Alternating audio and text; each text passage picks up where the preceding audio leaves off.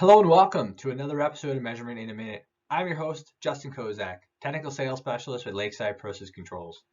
And in today's video, we're discussing Rosemount's point level detection solutions. So that's everything from level switches to level detectors. Specifically, we're going to look at a problem that some point level detectors face and how to overcome that. So if we look at a typical example application, you can see we are using a low-level detection and a high-level detection. In this case, both of these are switches. Now, the low-level detector is going to switch once it goes from water to air, and the high-level detection is going to switch when it goes from air to water, two different modes. The high-level detection can face trouble with splashing or condensation.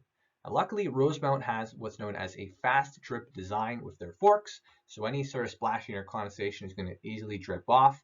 But in the event that you are finding false readings, there are solutions for this. So if we use a level detector, it's very straightforward. We can connect via HART using instrument inspector and add a delay to the measurement. If you're using a level switch, there is a manual setting that you have to adjust on the actual switch itself. So if we open up the hood of either the 2120 or the 2130, you're going to see something that looks like this.